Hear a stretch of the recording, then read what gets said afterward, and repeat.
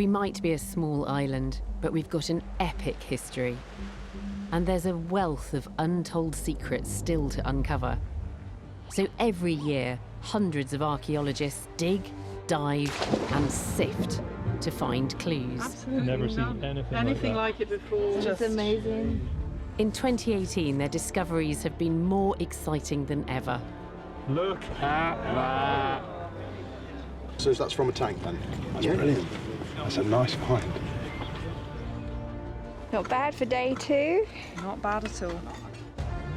Each excavation has been filmed as it happened by the archaeologists themselves. Their dig diaries mean that we can be there for every exciting moment of discovery. And you imagine him looking over his shoulder, trying to get away from the enemy aircraft through that. I'll be in the lab where the teams will bring in their finds from pottery and metalwork to human remains, and we'll take a closer look to find out what these new digs can tell us about our ancestors. Look at that. Be very careful. I will be careful. Oh my goodness. While archaeologist Raksha Dave looks into the analysis that goes on long after a dig is finished. Somebody stabbed her in the back of the head. What an awful way to go. Welcome to Digging for Britain.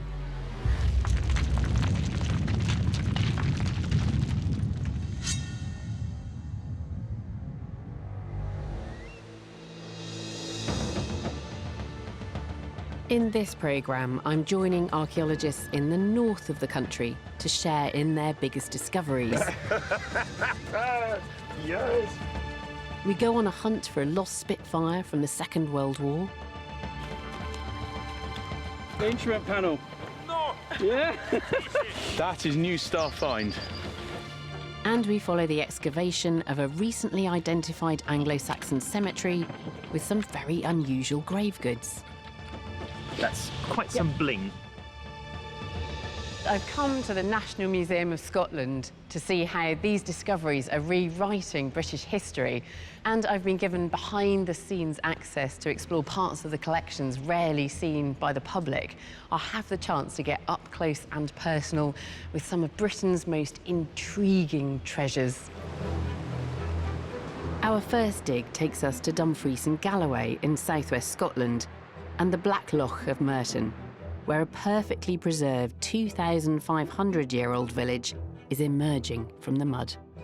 Moving back into prehistory, it is very rare to find actual evidence of the houses our ancestors lived in. Timber rots away, and very often all that we have left are imprints in the ground. But the amazing wetland preservation at Black Loch means that we have a chance to see what village life in Britain was really like 2,500 years ago. Back in 2016, Digging for Britain got privileged access as a team of archaeologists unearthed a remarkable lost village. From out of the mud, they revealed intriguing sections of wood that had been skillfully crafted into planks, and they were in incredible condition. Wow, that's amazing. So this is the notch that's been cut to fit around the lower framework? Yes! All right. Well done. The finds were so spectacular that we're joining them again as they return to this prehistoric Pompeii for their 5th season. Archaeologists Anne Crone and Graham Cavers have been the site directors from the very beginning. We've got lots of Iron Age sites throughout Scotland, but to have this level of preservation on a site of this date is very rare indeed, and I would say that it's probably a once-in-a-lifetime chance to excavate under these conditions. Using the remains of the roundhouses dug up over the last 4 seasons, the archaeologists have built up a detailed picture of the village, and they discovered that these homes once sat on the peaty edge of a loch that had been drained in the 19th century. It's an extraordinary window into Iron Age life. But so far, they haven't found any personal possessions. And this year they're going to dig where they think they're most likely to find them: inside the houses.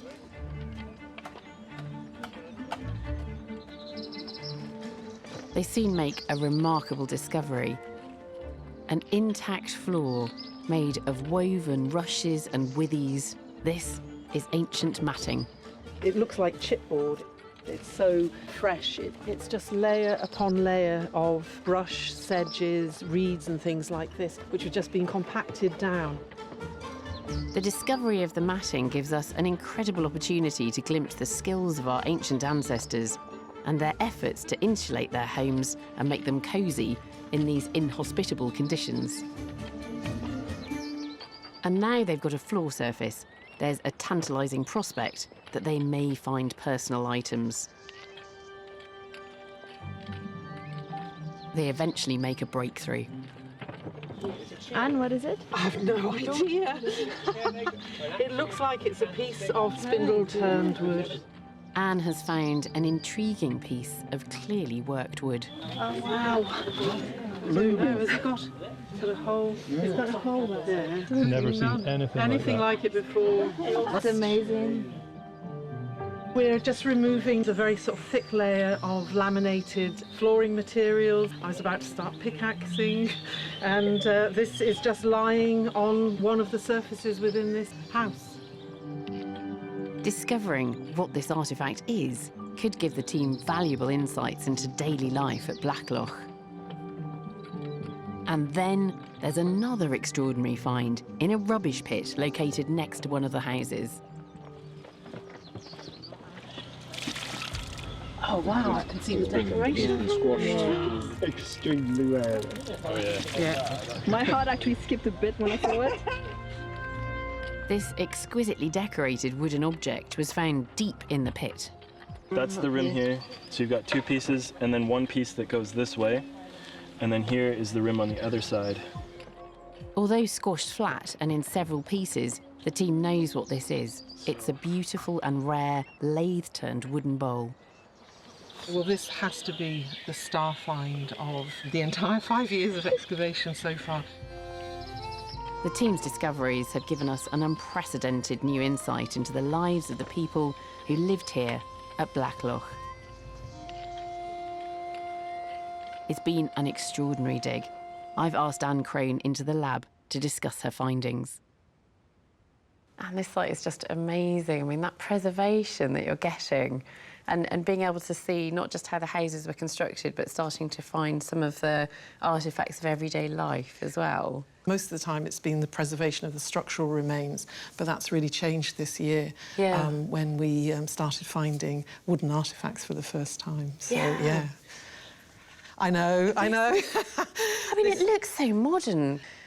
I still find it hard to believe that this is a prehistoric artefact, but you're quite sure about the date of it. Oh, absolutely. It came out of very closely stratified deposits, and we have radiocarbon dated the deposit that it came from, and it's 2,500 years old. That's just crazy. Yeah. It's made of yew, which is a beautiful wood to carve. It's a spindle-turned object, so it's been sort of mounted with mandrels on either end there. It's very clearly designed for something, but I can only speculate as to what it is. So these objects were just found in the floor. I mean, do you think that's just happened by accident?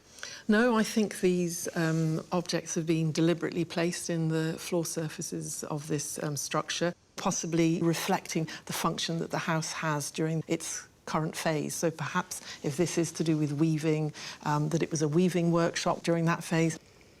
And that's a beautiful bowl. So this is a turned bowl which has then been decorated. Yeah. It's lathe-turned. It's probably complete but flattened, and so what you're looking at is a reconstruction. It's an absolutely beautiful object. It seems to be unique in the UK at the moment. I've not heard of any other lathe-turned bowls. Its shape and the decoration, which is stunning, is really unusual. Never seen anything like that before. Until we found this, we didn't have very clear evidence for lathe turning in the Iron Age, but it's very clear from this bowl that not only were they doing it, but they've been doing it for a very long time, because this is so accomplished. Yes, so they're very good at it. And similarly with the baton as well. How extraordinary to turn up those two objects, which, as you say, are utterly unique in Britain in one digging season. Yeah. You wonder what, you know, what else is out there. We're going to be able to look much more carefully at what's going on inside the houses, what sort of activities are taking place, and get closer to the people. And how wonderfully close you got this year with that bowl and this, whatever it is, strange but very beautiful object. Answers on a postcard, please. Yeah, yeah. The dig at this very special Iron Age site allows us to see that our prehistoric ancestors were perhaps more technologically advanced than we've previously thought.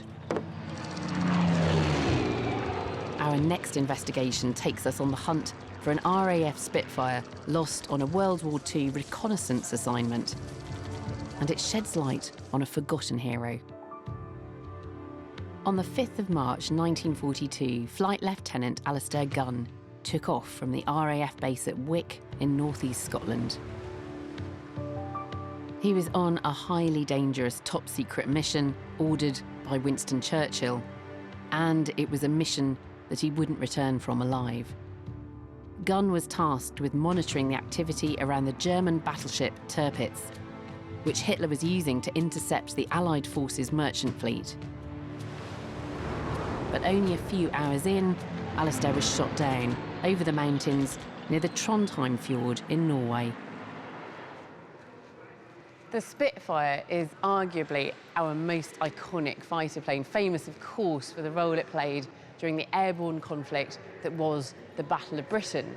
But there is another side to the Spitfire's story.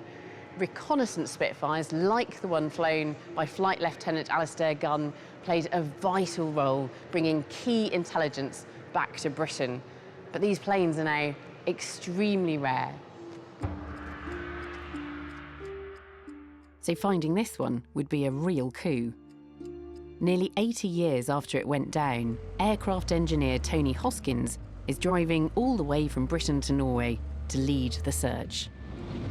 It's the earliest model photo reconnaissance machine that was designed, so we know we're onto something really quite special here. So it is literally on the other side of that hill. I'm very excited. With a team of historians, engineers and aviation enthusiasts, Tony hopes to find the exact spot where Gunn's plane crashed, bringing us close to the gritty realities faced by the RAF's brave reconnaissance pilots. It's a daunting task, and the team have only 3 days to find and recover the plane. Anxious. Definitely anxious. It's 3 kilometres and about 1,000 metres climb, and of course we're coming back down with a significant amount of Spitfire. Tony knows that Gunn's plane was shot down somewhere over these mountains, and he's narrowed down the location using German accounts and local reports to find the crash site. I've just stood on a piece. There's more here, there's steel down there, it's just everywhere. Luckily for the team, there's more wreckage than they'd ever hoped for. This is the radiator door, and that's really lovely. Considering it's sat here for 76 years, that's in astonishingly good condition.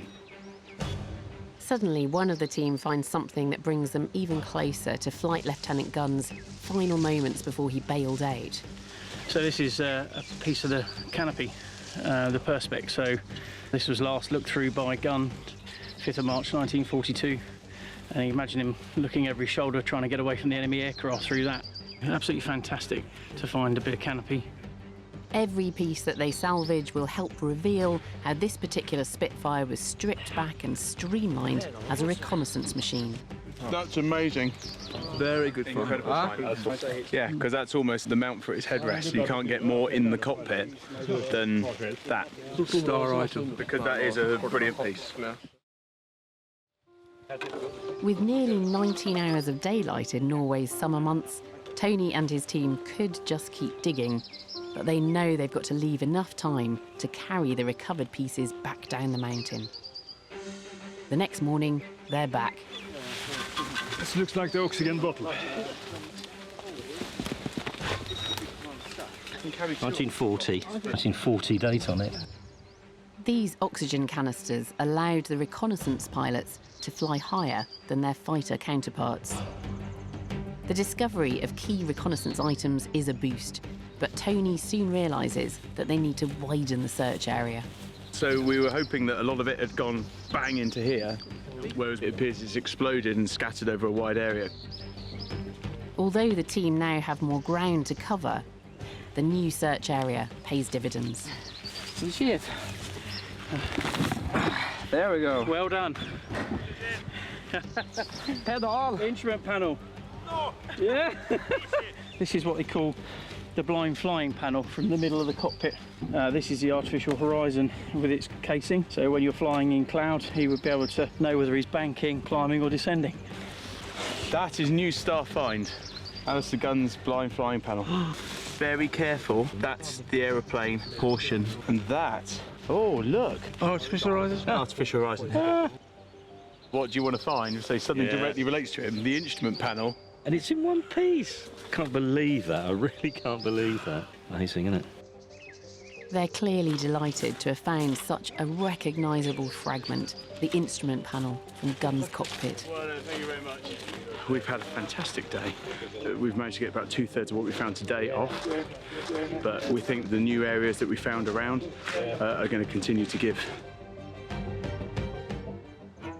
It's the final day of the dig and the team have only hours left. But what they want more than anything, what for them is the holy grail, is the reconnaissance camera. Oi! Wow! Wow, what's this? Oi!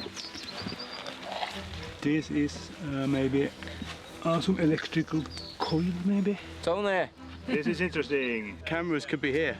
The writing on the top says heater, front, lens, camera. 14 and 20-inch lenses. That's right, camera f/24. So it carried 14-inch lens. Could you find the film, please? Yeah. We'd like to get it developed. Yeah, no problem. Finding the camera mount takes the team right to the heart of Gunn's mission. The photos taken by reconnaissance Spitfires played a key role in the Allies' success. But of course the photos from this camera, as Gunn himself, never made it back.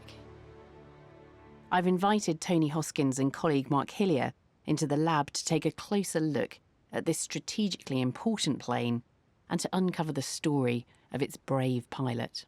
Tony, I think the first question to ask is, how on earth did you know where to start looking for this Spitfire? Well, it was a long process. We had the combat report from the German who shot him down, so we knew a rough area to start looking in, and then thankfully local knowledge proved to be the way forward. Although it's not a big aeroplane when you compare it to a mountain, it's going to be all in the same kind of area. It ends up being a bigger area than we thought, but we came away with 70% of the aeroplane. So what are we looking at here? Which part of the aircraft is this from? So this section is from the wing. So this is wing skin on the top, and what's interesting about this part is that you can see the PR blue. So all the photographic reconnaissance aircraft at that time were painted in this for camouflage. Yeah. And this is the roundel, so the identity markings that he carried on the aircraft, just so that you didn't get any friendly fire. So obviously that's really important in terms of identifying it as British, and the colour is right as well for a photographic reconnaissance Spitfire. And would they have been blue all over then? The same colour, top surface and underside, were all blue, exactly that. Yeah. Some of the photographic reconnaissance aircraft later on were painted pink. Where were they pink? Desert mostly, wasn't it? Yeah, and for the sunrise in the morning and the dust in the sky. Yeah, it becomes pinky. And it was stripped back in order to do this, was it? That's right. I mean, then he built 220 of them, so it's a very rare item. Yeah, they were unsung heroes if you think that they were often flying 4.5 hours, sometimes long sorties over water on their own, 30,000 feet, and unarmed. So obviously when they got to the target area, there's always the risk of enemy aircraft and being shot down, as Alastair found out to his cost. Yeah.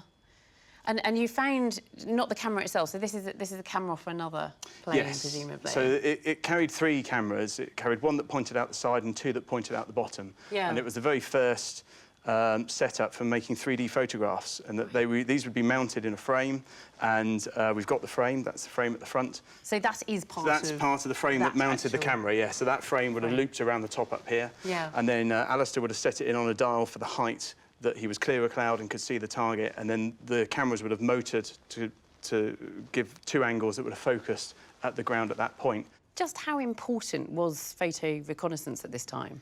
I think people underestimate the importance of it if you think this was the intelligence gathering arm of all the armed forces. And even the RAF today, you know, photographic reconnaissance is really key and massively important. And then you've got this amazing insight into the cockpit that Alastair was sitting in, and this is the housing for his instruments. Really important piece of the cockpit, and also the engine instruments round to the right. But just to think that he was in the cockpit, you know, in 1942, the last person looking at those instruments.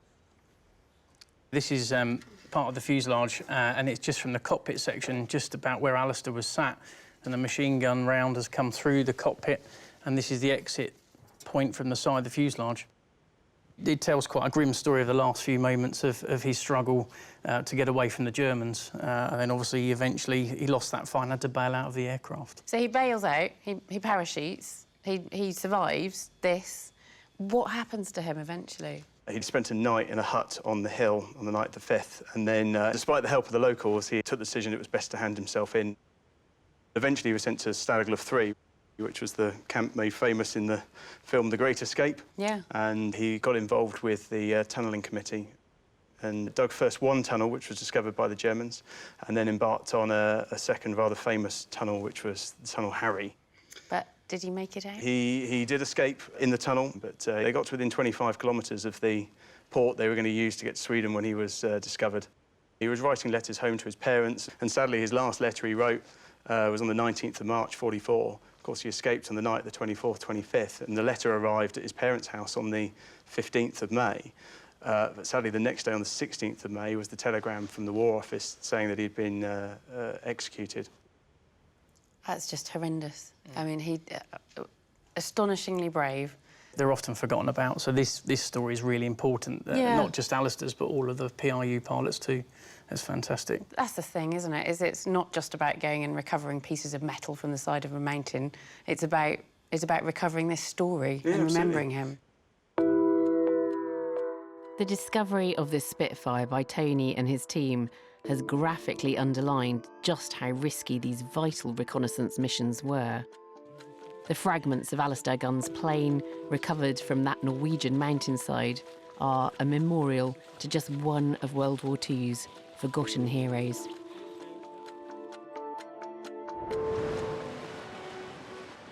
Our next investigation takes us to the Roman fort of Vindolanda in Northumberland. Vindolanda is near Hadrian's Wall, the northernmost frontier of the Roman Empire. For almost 300 years, its numerous forts were key to the stability of military rule in this inhospitable and dangerous no-man's land. Roman sites are invariably rich in finds, but very few in Britain have delivered the sheer range of artefacts that we've found at Vindolanda, from swords to sandals and even handwritten notes from the soldiers themselves. Now, people have been digging at Vindolanda for decades, revealing the rich and layered history of the Romans in Britain. But can this year's dig uncover fresh insights about a particularly turbulent episode during those centuries of Roman rule? This summer, archaeologists have been digging into the ditches, Vindolanda's frontline defences, where the discoveries have been spectacular. Look at that beauty. And it's all down to the anaerobic conditions in this soil. Behind the scenes, post-excavation work is transforming our knowledge of one of the most turbulent times in the history of Vindolanda, the 2nd century Civil War. Archaeologist Raksha Dave is getting a privileged look at the conservation work taking place during this year's digging season. Every archaeologist dreams of working on a site like Vindolanda. Each object that's uncovered is so precious that it makes their post-excavation labs like the emergency rooms of archaeology. Each object needs conservation immediately, or else its secrets could be lost forever. I'm going to follow the process of conservation from start to finish. But while I wait for something to turn up in the trenches, I've met up with site director Andrew Burley to find out more about this year's mission. Andrew, what are you actually concentrating on this year? Well, we're focusing at the end of the 2nd century and the beginning of the 3rd century, when we have a Roman army in Britain trying to suppress rebels, but they're also fighting amongst themselves. In the ditches, we're getting evidence of things that are tossed away during that very brief but intense period of time. And it's a little sort of Vindolanda Pompeii, because it's only occupied for a few years, but everything is sealed, so it's giving us a lovely slice of life. Back in the trenches, the digging team make a discovery in the 2nd century Antonine ditch. So Andrew and I head over to see what they found. Oh, I can actually see it now. So I can see the soul coming this way, round. bending around. That's it. There it is. Yay! Another Roman shoe at Vindolanda. There was a bit of a shoe the other day, but this is the first complete one. Fantastic feeling. Thrown away by somebody 1900 years ago. Fabulous to find it. Now the shoe is out of the ground, every second counts. So I'm taking it over to Barbara Burley in the Vindolanda Conservation Lab. She's going to show me what happens next. Shall we open it up and have a look? Yeah, I'm really excited to have a look at it, actually. Probably a man's shoe by initial inspection. Wow, look at that. And you've even got the heel strengthener just here. Shall we get it washed up and have a look at it? Yeah, I'd love to. Barbara separates the very fragile shoe from its mud cocoon, using a soft brush and water. So you do this process almost immediately? We try to do it as fast as we can because they will continue to degrade until we put them into some sort of chemical bath, especially the organic objects like the leather. Barbara has given me a charl shoe to clean. I don't normally get a post-excavation opportunity, so I'm looking forward to this. Am I using just cold water or can I use hot as well? We don't want it to be too hot because that could actually kind of shock leather. Right, okay. Here it goes.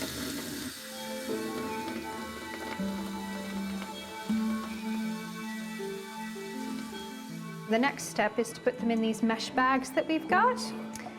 We use these bags in order to keep any sort of little bits that come off of it into the bucket here. It is then preserved using a cocktail of chemicals, including acetone, which stabilises the leather. The whole process takes over 5 hours, but once completed, the shoe will be preserved for posterity and go on show in the museum with some of the other remarkable finds from the excavations. Back at the fort, I meet with Andrew to find out more about the recent shoe discoveries in the ditches. So what do the shoes tell us about this particular period of conflict? If we look at all of them together, and there's almost 1,000 of them now from this particular period, 45% are non-adult male shoes. In other words, they're children, they're women, they're teenagers, and that just changes the whole nature and the complexion of what was going on, what it was like to be part of this community. It's really hard to imagine that those women and children would have seen exactly the same horrors as the men that were stationed here. Some of the things they will have seen are horrendous. We have evidence here of people who've had their heads cut off and mounted on poles on the ramparts. And if you're a little child running around, that's the kind of thing that you're going to see. The analysis of these shoes has given us a fresh understanding of the people who lived here at Vindolanda during those turbulent years. And it's given us a new take on the horrors endured by the inhabitants of this fort at the time.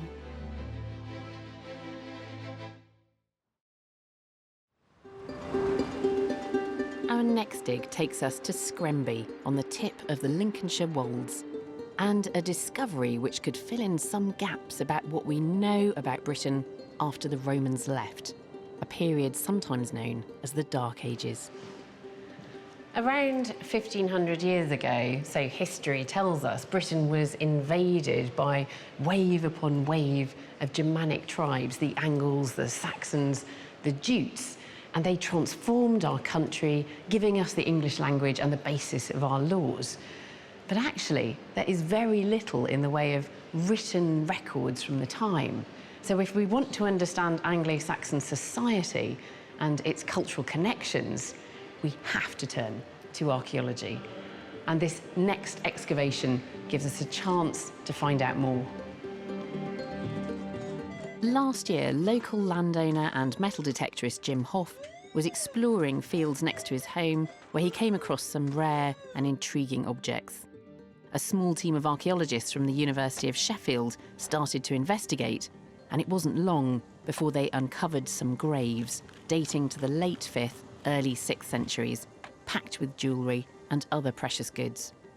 The discovery was so rich and so intriguing that this year they're returning for a full excavation led by Hugh Wilmot.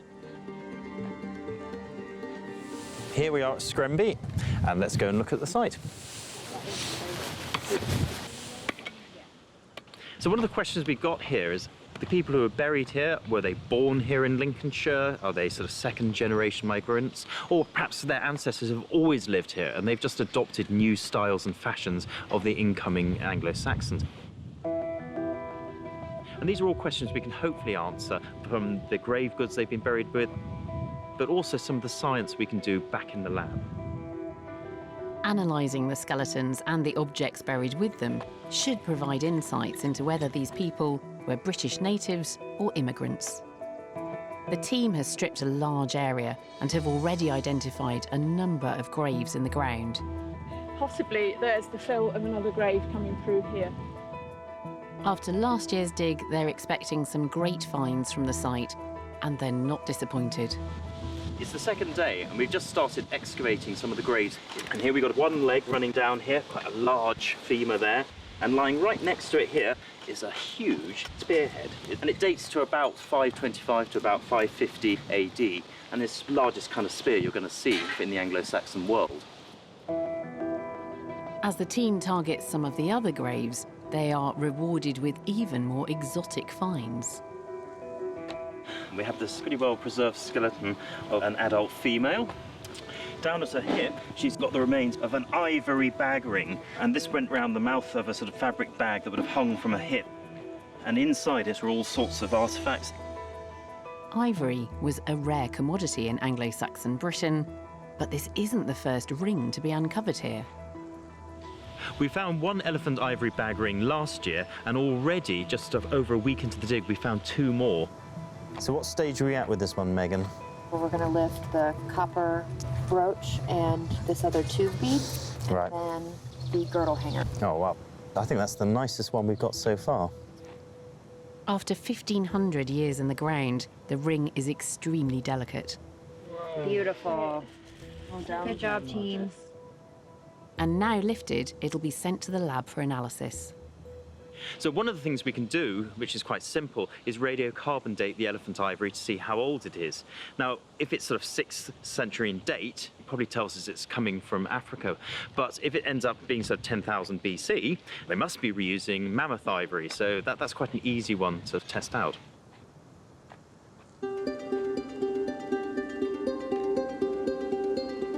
And pieces of exquisite jewellery are turning up in further female graves. Now James has got a bead here, a very, very fine little amber bead. Sources of amber are rare in Britain, but they're finding a surprising amount of this material here. We've nearly finished excavating this burial here, and it has a young lady in it, and on her forearm is the skeleton of a baby. Placed upon both the mother and the baby were a large quantity of beads. So far we've got nearly 500 of them. It's really quite extraordinary. Many of these female skeletons are buried with elaborate bead necklaces. That's quite some bling. It's been a successful excavation, and with so many intriguing discoveries, what can the archaeologists tell us about these people and their bling? I've asked Hugh Wilmot into the lab to give me some answers. Hugh, this is an astonishing site, and it is completely new. Nobody knew it was there. Oh, absolutely. There hasn't been a cemetery in this location recorded before. At first we thought it's just going to be a standard sort of Saxon cemetery, but actually it's turned out to be rather more interesting. And just extraordinary finds. Amazing. You've brought some of them in here together with one of the skeletons. Are these finds that were actually found associated with this skeleton? Yes, these are some, not all the finds that were found with this skeleton, but here are some of the sort of the more diagnostic ones and some of the large ones. They seem to be very richly furnished graves. They're extremely richly furnished. Of the 24 graves we excavated, only one had no artefacts in, which is a very unusual proportion. So she would have been placed in the grave fully clothed then with all her... Oh, yes, absolutely. With all her accessories. What's that? It looks like a little buckle. Well, these are where the finds start getting a bit more special. Yeah. It's a very unusual design that you don't normally find in Lincolnshire. Where do you normally find it, then? Well, not many buckles like this have been found, but where they have been, they've been found in Kent or on the south coast of England. Oh, really? So, yeah, quite some way away. Absolutely. Yeah. Is that one of the amber beads? It is. It's a small bead. They're quite simple, quite plain, but this is just one example of them, of which we had hundreds. I mean, there seem to be extraordinary numbers in each grave, or at least some of the graves were just full of these beads. Absolutely. It's clearly one of their sort of biggest fashion statements, these necklaces, and certainly the most visible thing. And do we know where this amber has come from? Because obviously that's not local. We do. 20 years ago, all these techniques for provenancing the amber, looking at the sort of ivory, you know, we couldn't do that, so you had to speculate. But now we can actually put some hard answers to some of these questions. And this comes from the Baltic, which is perhaps not unsurprising, because we know that the Baltic is a major supplier of amber. And now, what about that ivory? Is that likely to have come along a similar reach, then, from Northern Europe into Northern Asia?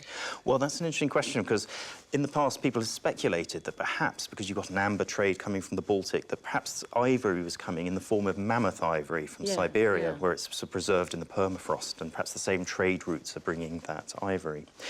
But we've done radiocarbon dating on this ivory, and it's clearly contemporary to the Anglo-Saxon cemetery, so it must be an elephant. Yeah, because mammoths weren't there at this time. They've been extinct for 10,000 years. So, you know, this has come from either Africa or maybe even India. And what about the individuals themselves? Because you can provenance the amber and the ivory. There's a chance of provenancing these individuals. So do you have any results from that yet? We do, and that's what's so exciting. Previously, we've kind of speculated where these people may have come from, whether they're perhaps, you know, locals who have adopted new fashions, or have they actually migrated from, you know, northern Germany, from Denmark. And we've done isotope analysis on this individual, and we came up with quite a surprising result. They're not from Lincolnshire, but they're not from further afield in terms of across the North Sea. This individual grew up on the south coast, Kent, perhaps around as far as Brighton, that kind of a region. Really? Yeah. So I mean, isn't it extraordinary to have that level of biography of somebody? Absolutely. That you know that as a young girl she was living down in the southeast, and then she moved northwards and ended up in Lincolnshire. Yeah. For me, this is where she came from. She's wearing things still, which hark back to her childhood in Kent. Absolutely, absolutely. So there's a memory that lingers. Yeah. This new discovery at Scremby is revealing some wonderful detail of life in the Dark Ages, and it's allowing us to delve deeper into the cultural connections of our Anglo-Saxon ancestors across the British Isles and beyond. Our next dig diary takes us to the furthest reaches of northern Scotland and the remote island of Rousay in Orkney. The islands of Orkney are home to an abundance of well-preserved archaeology, and Rousay is no exception, having been nicknamed the Egypt of the North. But its sites are often troubled by more than their fair share of bad weather, with aggressive tides causing erosion along the coastline. But sometimes with destruction comes discovery. In 2010, winter storms revealed a line of stones on a beach, and archaeologists realised that they could be looking at the first signs of an ancient monument dating right back to Britain's earliest civilization, perhaps even a new jewel in Orkney's crown. This summer, the team is back on site for their 8th season, and they're led by Steve Dockrell and Julie Bond from the University of Bradford. Orkney is peppered with incredible prehistoric sites, and the team already believe that they've found something very special here on Rousay, a Neolithic tomb dating back more than 4,000 years. Photos taken just a few years ago show the circular walls of the monument. The way they built these tombs was to build up concentric walls of stone. So you end up with a kind of a big mound, and over the years you end up with something like a green hill. But these rings have now been reduced to rubble. Much of the monument has already been destroyed by the sea. It's heartbreaking that we're watching this thing disappear, but it gives us an opportunity to excavate and to pick this apart and to really understand how these were built. This golden opportunity should provide invaluable clues into the monument's construction and use over time before it is lost to the waves forever. Well, this is the second day of uncovering the chambered tomb. We're a little bit worried as to how much is still left. Although this passage is still here, it looks from the angle as if some of the lower parts might have disappeared. Once they've removed the protecting stones laid over the site, the team are down to the well-built walls of the tomb. The wall goes off down onto the beach, curves around in a huge arc and comes back again. This seems to be the doorway. And as they dig through into the passageway, the archaeologists uncover some tantalising clues as to the tomb's internal construction. My Lord! Wow, look at that! That's huge! As they've gone back into this area here, enormous great stones have appeared, and they are absolutely massive. We're talking about something before they broke that would be about this wide. So that's got to be roof of something, a lintel from something, which is really interesting. These huge slabs would have spanned the width of the passageway, and they remind us that our Neolithic ancestors were skilled engineers. The team wants to locate the central area of the tomb, so this year they've been given an opportunity to move further landward. But it's already thrown them a monumental curveball. As the team excavate down through the mound's central top layers, they come across evidence that just doesn't add up. Someone seems to have made this tomb into a home. Well, this is the surprise this year. This is the thing we didn't quite expect. It looks like we've got an Iron Age house right in the top of the tomb. You can see there's a series of upright stones going round in an arc, and then there's another wall, quite a big wall, coming round this way as well. This new evidence suggests that the Neolithic tomb, which housed the dead over 4,000 years ago, then became a home to the living 2,000 years later.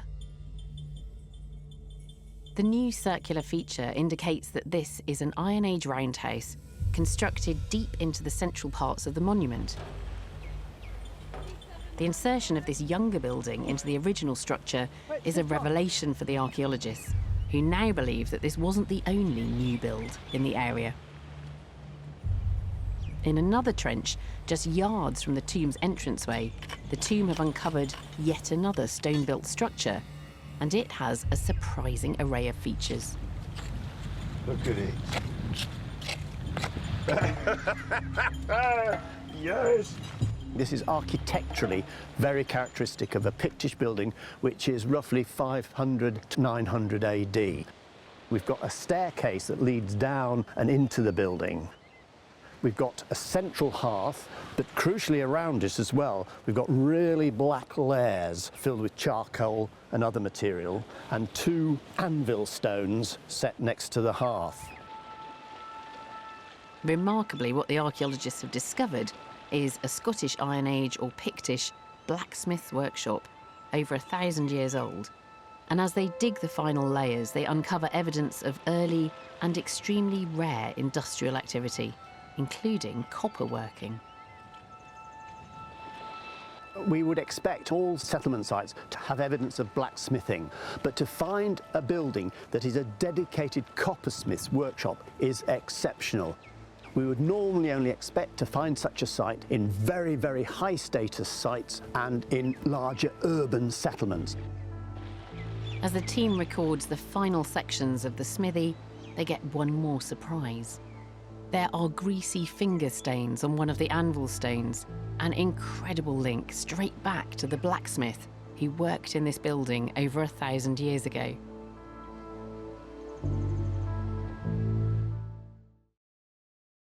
I've asked Julie Bond and Steve Dockrell into the lab to tell me more about this extraordinary place. This is such an incredibly complicated site. We have dug sites in the Northern Isles before, so we knew they were complex, but this is an order above, I think. What is amazing about this site is that it was a real hotbed of activity. I think it must have been a very busy place, and the archaeology there is quite remarkable. We get settlement build up for these long periods of time. And what about the reuse of this Neolithic tomb? It seems very odd that Iron Age people should come along and just want to build their houses into the side of it. It may be because it's a ready source of dressed stone. It may also be something to do with identity and ownership of that part of the landscape. Maybe they have an interest in what's gone before. That it's not just about using the stone, No. that they're close to the ancestors, perhaps? Close to the ancestors. And then you've got evidence of metalwork. This is probably part of the tuyere, which is basically usually a piece of stone or a block of clay that you put the bellows through. It's to protect the bellows from catching fire. Right. So that you can pump air into your hearth to get the temperature up high. Yeah. So we actually know where the smith was sitting and where the person working the bellows, was sitting in that little building. Yeah, yeah. See how they've lived their lives in those places, which and is... see where people have kneeled. Yes. I mean, That's right. I was amazed by that. Yes, that must be a it's very absolutely rare fantastic, find isn't it? indeed. I mean, you can see those fingerprints there, and you can see these carbon splodges where we think the smith would have been kneeling up against it. Yeah. This is a beech cobble that's been used as a hammerstone, and they're incredibly strong. So they make ideal anvils. Yeah. And we only found these finger marks when we cleaned it. It was totally invisible when we were excavating it. How have they survived? It would have been dark, the metal would have been glowing, it would have been hot, smoky, lots of carbon, lots of sweat. So kind of grease and soot together, staining the stone. I don't think I've ever had quite such a vivid understanding of how somebody used a building. We can actually piece together exactly how people operated. So that's quite an unusual thing for archaeology, to be able to place people into it. The sort of place that people coming to Orkney would have heard about, would have known about. Would have known about. It was a highway. It was a gateway to the Atlantic going out. Go that way and that's all you have in front of you, is the Atlantic. Turn left and you're heading towards the rest of Scotland and down through the islands towards Ireland. Turn right. You're heading to Scandinavia. Yeah. And of course that was so important in the Viking period. This gateway works both ways because the Vikings we know were certainly settled nearby, possibly on this site, because first generation Vikings were buried close to this site. And so it's a bit of a temptation, isn't it, if you're sailing past this wonderful site with the, with its own coppersmith and all these indications of wealth, and you're a Viking in a longship. Are you going to leave that alone? These new discoveries on Rousay show that, far from being a remote group of islands, Orkney was a vibrant and busy hub which was occupied by wave after wave of people for thousands of years through prehistory. At the National Museum of Scotland, they have further evidence of this activity. The collection centre houses some 12 million objects, and amongst them is an artefact that speaks of the enduring importance of Orkney, sitting right at the centre of a maritime network that continues into the Viking period. The Westness brooch was found in 1963 in a Viking burial not far from the Neolithic tomb on Rousay. I've met with early medieval expert Dr. Adrian Maldonado, who's going to tell me more about this exquisite object. So, Adrian, these objects all come from the same grave, and usually I'd be fascinated in these beautiful brooches, but they're slightly eclipsed by this amazing object.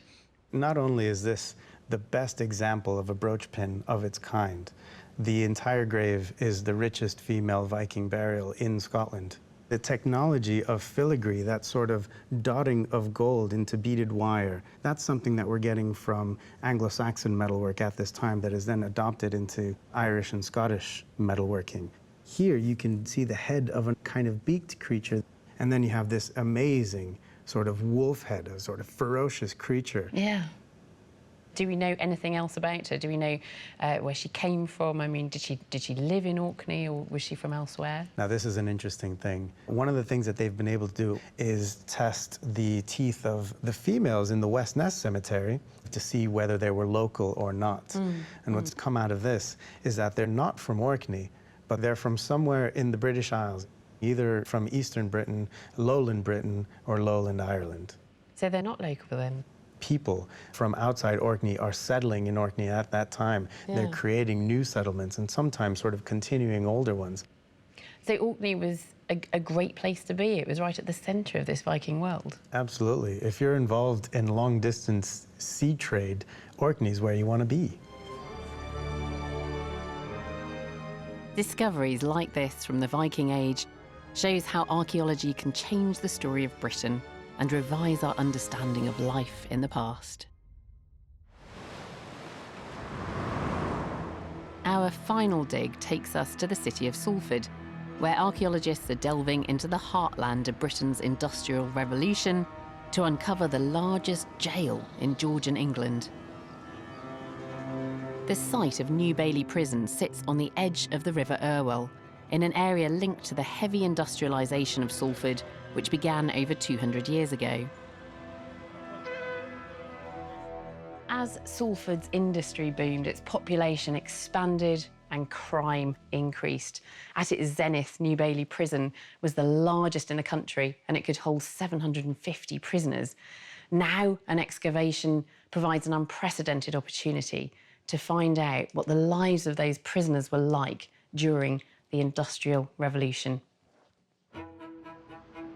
As part of a major regeneration of Salford, archaeologists are getting a chance to scrape back the centuries and reveal evidence of a radical new approach to crime and punishment. On site are a team from the University of Salford, headed by Rachel Reeder and Mike Novell. They are currently in their 5th and final year, and Digging for Britain has been following them all the way.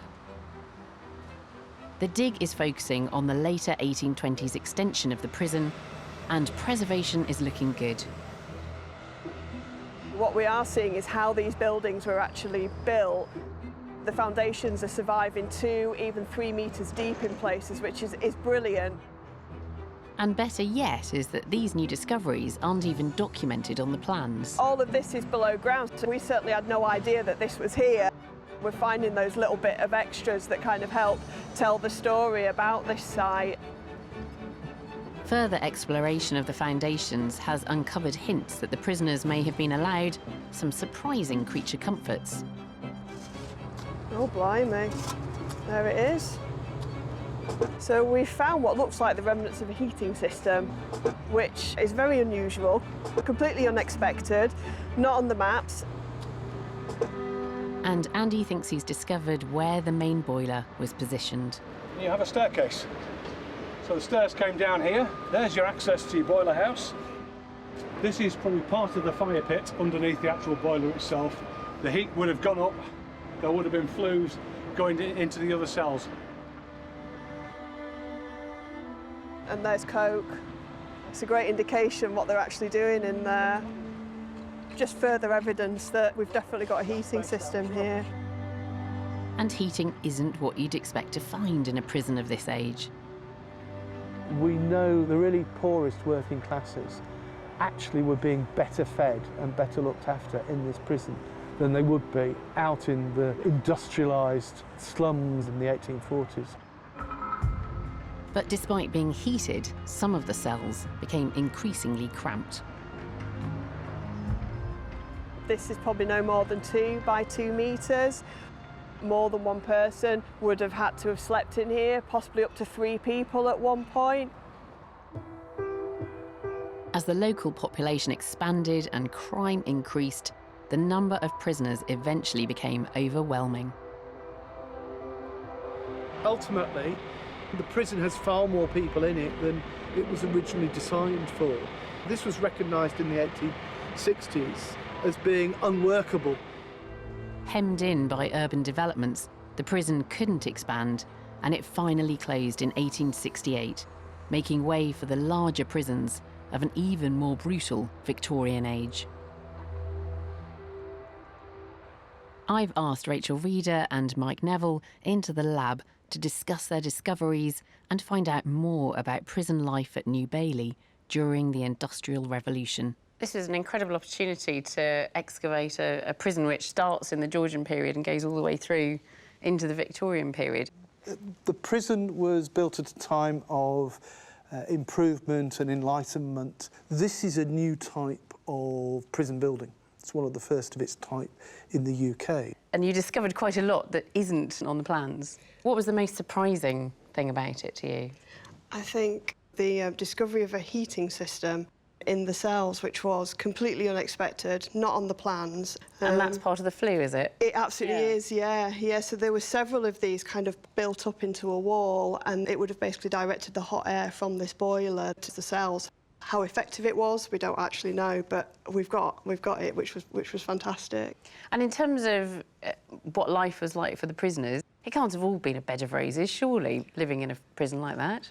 It's not designed to be a bed of roses. No, absolutely not. I mean, we know from the records that some of those that were sentenced to hard labour had to work on the treadmill, and we know that they were climbing around 20,000 feet a day. That's 2/3 the height of Everest. And now, initially, it was actually connected to a mill that kind of ground up wood for dye, which was kind of then passed out and sold to the local mills. But then it was disconnected eventually, so we know that they were climbing on that for absolutely no purpose whatsoever. And what about the population in the prison? Who would have been there? What kind of cross-section of society? We would have had men, women, we would have even had children in here. I think the records show that the youngest children we would have had would have been about 9, 10 years old. Well, you have to remember that these are minor offenders. They're not mass murderers, they're not people who've committed a serious crime. It's petty theft, it's brawling in the streets, it's vagrancy.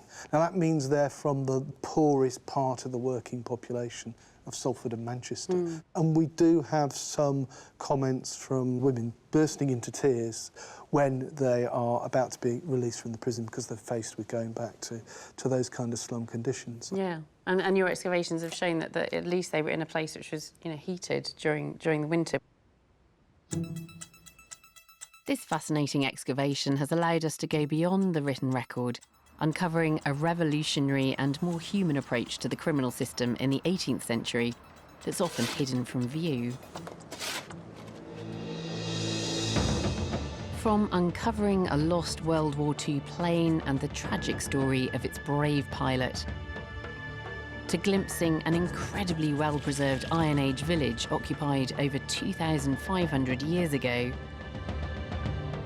we've been able to reach back through the centuries and touch the lives of our ancestors.